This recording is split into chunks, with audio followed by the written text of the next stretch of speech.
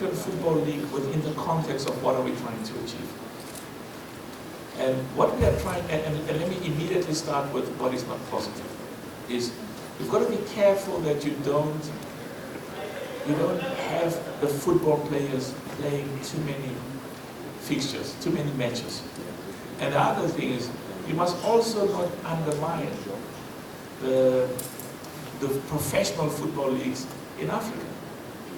So I understand when some of the professional leagues are worried about the African football league. I mean, you know, my family spends a hell of a lot of money.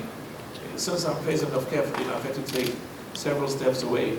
So we do want the professional football leagues in Africa to succeed and the clubs to make money. So we want to get the Champions League and the African Football League to make them more commercially viable and make sure that the clubs make money out of them. But the other thing that's very important as well is we may have to have the Confederations Cup cancelled. We've got to look at we can't have too many competitions. I wasn't going to cancel the CHAN. This was one of the suggestions I was given by our advisors. And the same applies with the Confederations Cup. You know, we cannot and will not have too many competitions. At this stage, it's just like the question that Mark Gleason was asking. What are you going to do with the date for the AFCON? You have to engage and make sure you get the best advice and do what's in the best interest of African football.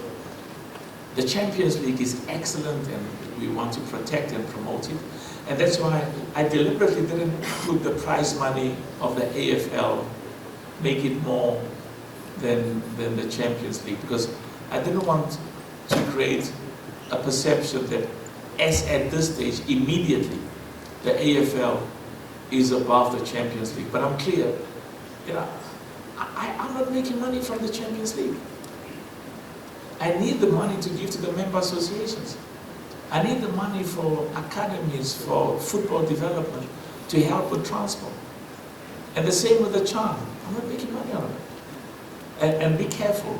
Our aim is not to make money to declare dividends, it's to make money and distribute it and give it to our members. Part of our aim as well is we want an African club to be champions of the world.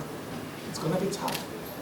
But for heaven's sake, if you can't set tough targets, then it's not worth it. So the African Football League, I need to give the member associations money. We need money for development. We need money for increase the prize money of the competitions. Al Ahly, Wydad, and all the other clubs on the continent that plays in the Champions League, they don't make money. They lose money. I understand it, I've been there long. So we gave every one of the clubs that participated in the African Football League, we gave them $1 million up front. And said, use that $1 million to go and buy players, but also use it to help you with the transport, because, you know, when I was president of Mamelodi Sundowns and they won the Champions League in 2016, I mean, the prize money was a pittance in comparison with the money that they paid. Senegal. You can't have a country with such exceptional football players, and the football league, the professional football league, is not what we know it can be. So we are focusing on that to make sure that there's more money going into club football. And we don't want the club owners to say, but we participate in the Champions League and we lose money. It doesn't make commercial sense. You know, the ego and the glory and the excitement of winning the Champions League, if it goes with a huge financial deficit, it doesn't make sense. So, excellent question. We are looking at these things. We will, you know, and they're not easy answers, because you have to check with your sponsors as well. And some of the sponsors say, oh, you are doing such wonderful work. It's so confident. We know that for the first time, the money in CAF is not going to go into the pockets of officials. It's going into football. Beautiful. And I said, I like it. And then I said, but give me more money. No. You know, these are difficult times, and the global economy, I don't know.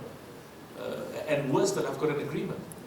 So I'm locked into an agreement for the Champions League, and I'm locked into agreement with clubs for many years, and I've got to shock the system. I've got to shock the system. And part of shocking the system is start a new competition and say to all the others, do you see what this competition is doing? Now you give me more money for the competitions that you currently have in terms of your current sponsorship. Otherwise, I can assure you, when your contract comes to an end, and that's why I'm thankful to Saudi Arabia, I'm thankful to Kigali, the lady from Rwanda, so proud of Rwanda, and all of the sponsors for the African Football League. You have to, you've got to challenge. And you mustn't challenge from a position of, I don't want to say position of poverty, but you mustn't challenge when you're weak because you've got no leverage. So you've got to give yourself leverage. With the new competition, remember we said the money from the AFL goes to the member associations.